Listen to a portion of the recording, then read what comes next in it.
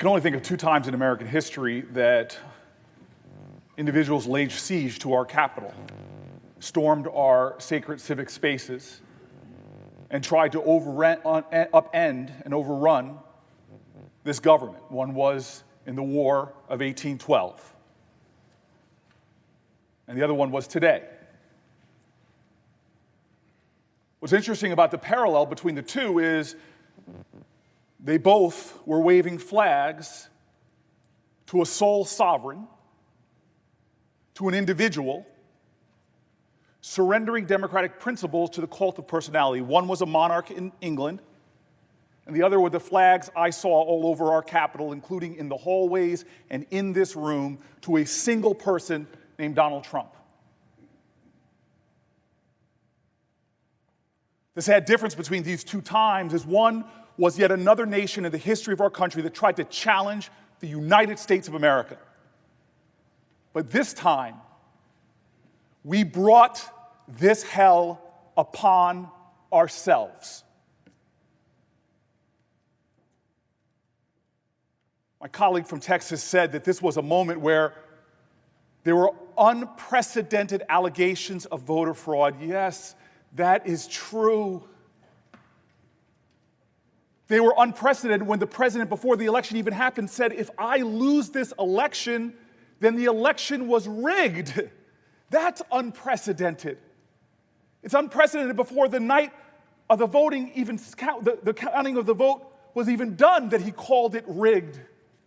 And it's unprecedented that he is fanning the flames of conspiracy theory to create a smokescreen in this nation to cover what he is trying to do, which is undermine our democratic principles. But it's not just that. The shame of this day is it's being aided and abetted by good Americans who are falling prey, who are choosing Trump over truth, who are surrendering to the passion of lies as opposed to standing up and speaking truth to power, who are trying to fundraise off of the shame of conspiracy theories as opposed to doing the incalculably valuable, patriotic thing to speak truth to our nation. Our democracy is wounded, and I saw it when I saw pictures of yet another insurgency, of a flag of another group of Americans who tried to challenge our nation. I saw the flag of the Confederacy there. What will we do? How will we confront this shame? How will we confront this dark second time in American history? I pray that we remember a Georgian. And his words, all I can say is, we must in spirit join together like those Georgians on a bridge called the Edmund Pettus, who joined hands, who were called threats to our democracy, who were called outrageous epithets when they sought to expand our democracy, to save it and to heal it, when they joined arm in arm and said what we should say now, commit ourselves to that ideal, that together we shall overcome. Majority Leader. So what are we going to do here, folks? I only need 11,000 votes. Fellas, I need 11,000 votes. Give me a break.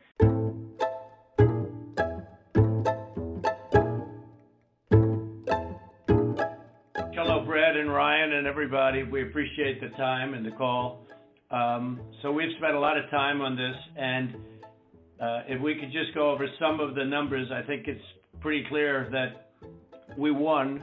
We won very substantially, Georgia. You even see it by rally size, frankly. We'd be getting 25,000, 30,000 people a rally, and the competition would get less than 100 people, and it never made sense. And I know you would like to get to the bottom of it, although I saw you on television today, and you said that you found nothing wrong. We've had several lawsuits, and we've had to respond in court to the lawsuits and the contentions. We don't agree that you have one because we did a hand retally, a 100% retally of all the ballots, and compared that to what the machine said, and it came up with virtually the same result. The people of Georgia are angry. The people of the country are angry. And there's nothing wrong with saying that, that you've recalculated, because the 2,236 and absentee ballots, I mean, they're all exact numbers that were done by accounting firms, law firms, etc. And even if you cut them in half, and cut them in half again, it's more votes than we need. Well, Mr. President, the challenge that you have is the data you have is wrong.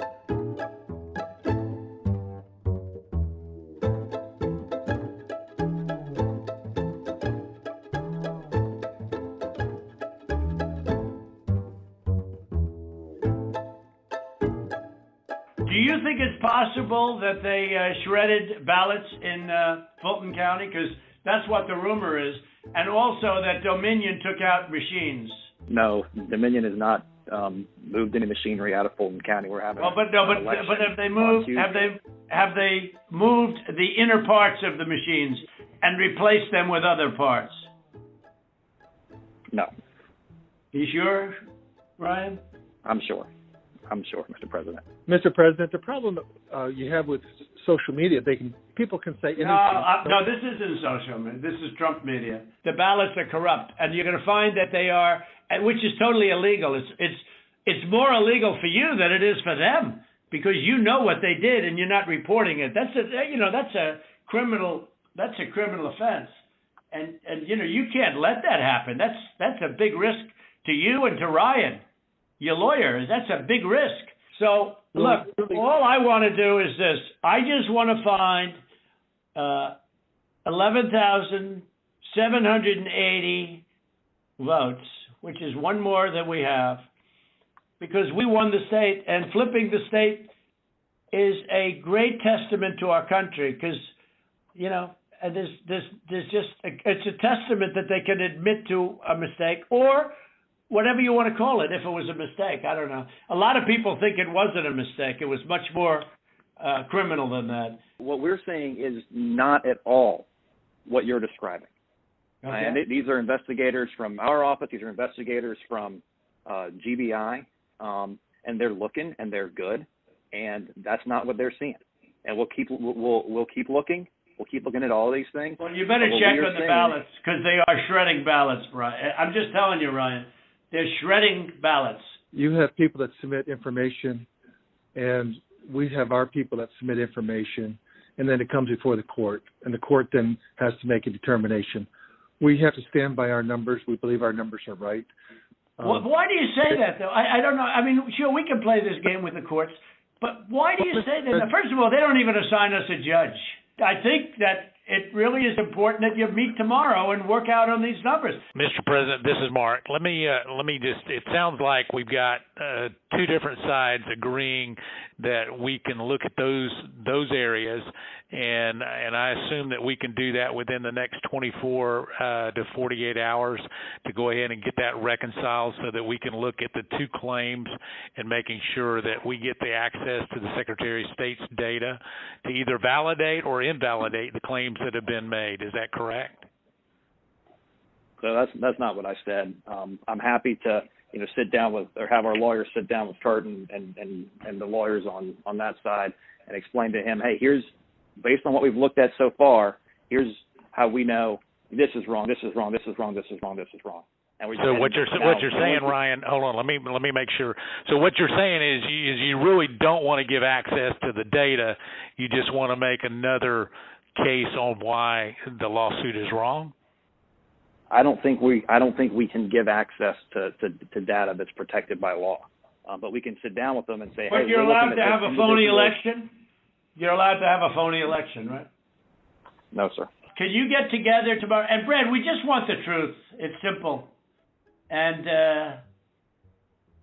everyone's going to look very good if the truth comes out. It's okay. It'll take a little while, but let the truth come out. And the real truth is I won by 400,000 votes, at least. Now we gather due to a selfish man's injured pride and the outrage of supporters who he has deliberately misinformed for the past 2 months and stirred to action this very morning. What happened here today was an insurrection, incited by the President of the United States. Those who choose to continue to support his dangerous gambit by objecting to the results of a legitimate democratic election will forever be seen as being complicit in an unprecedented attack against our democracy. Fairly or not, they'll be remembered for their role in this shameful episode in American history. That will be their legacy. I salute Senator Langford and Loeffler and Braun and Daines, and I'm sure others, who in the light of today's outrage have withdrawn their objection. For any who remain insistent on an audit in order to satisfy the many people who believe that the election was stolen, I'd offer this perspective. No congressional audit is ever going to convince these voters, particularly when the president will continue to say that the election was stolen. The best way we can show respect for the voters who are upset is by telling them the truth.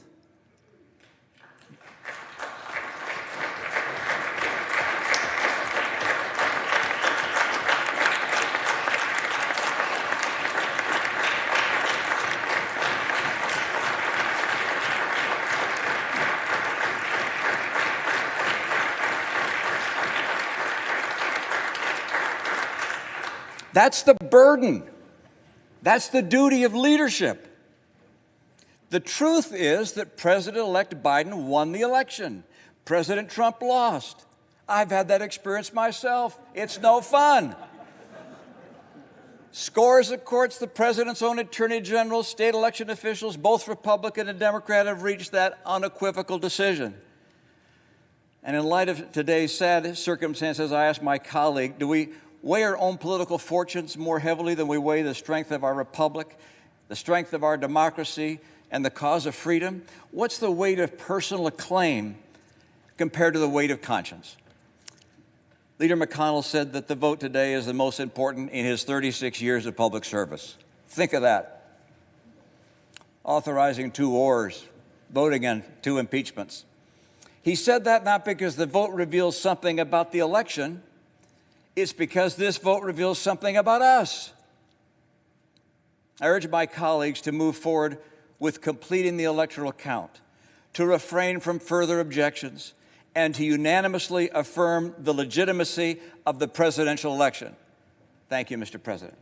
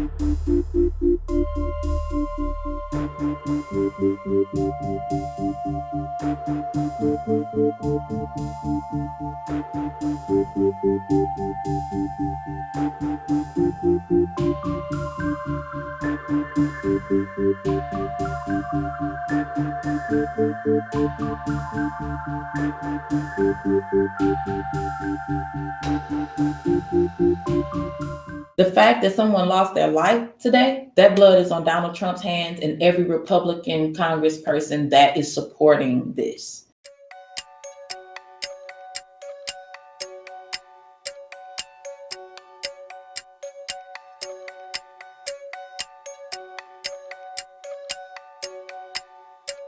People came into this Capitol building, broke windows and all of that, came in, went into Congress members' offices, all in an attempt to attack our democracy. That life, that woman's life, no matter who she was, no matter what side she was on, her life is gone.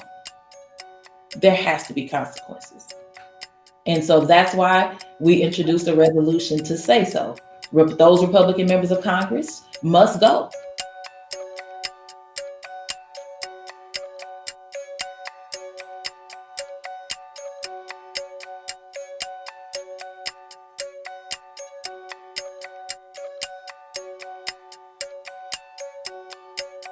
it was a group of white people that were saying, "Don't tread on me," with Confederate flags and Blue Lives Matter flags out there, standing up for Donald Trump.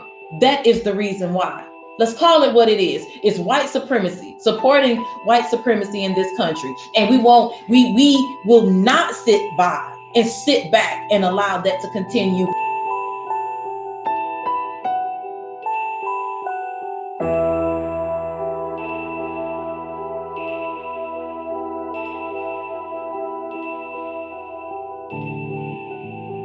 Had this been a protest for Black lives, we wouldn't have gotten as far as going up the steps to the Capitol. We wouldn't have gotten that far. There would have been a police lineup before we even started. There would have been riot gear from the initial moment. There would have been riot gear. There would have been batons. You would have seen this with the batons. You would have seen this with the shields from the beginning. There would have been tear gas deployed. There would have been rubber bullets. If we would have gotten as far as those people did today, we would have been shot.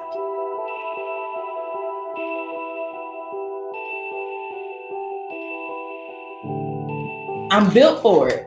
Like this is what we came here for. This is why we came to Congress. I have stood before tanks, real bullets and rubber bullets, dogs on many occasions. I've been followed. I've been hit with vehicles. I've been shot at multiple times. I've had my life in danger many times. I've had not only death threats, but death attempts. I've been injured physically. There is absolutely nothing about today that made me fear for my life. I just felt sad for the people. Trash.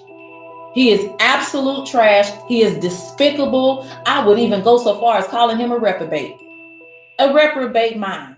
But you know what? His days are numbered. You want to call them very special. You want to say that you love them and they just stormed the castle. Now, the thing is, if protesters supporting Black Lives Matter, if we come and we do if we were to do that exact same thing at the White House, would you love us too? Would you love us? Would you call us very special?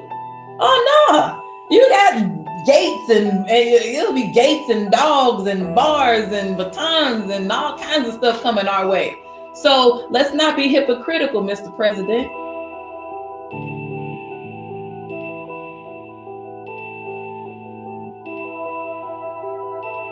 I'm all in. Where is the paper? Give me the paper to sign. Give me the document. I'm all in. I'm ready. I got a pen.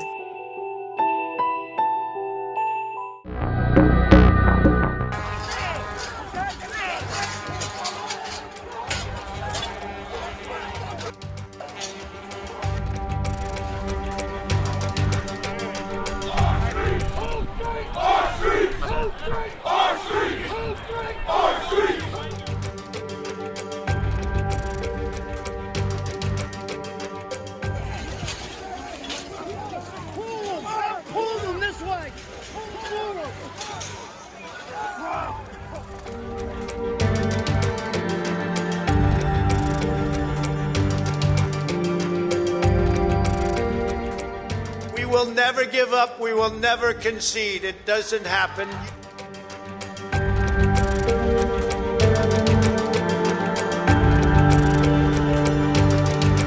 Let me tell you, they haven't seen a resistance until they have seen a patriot fight for their country. That's right, guys. That's the message. These guys better fight for Trump. And we're going to have to fight much harder.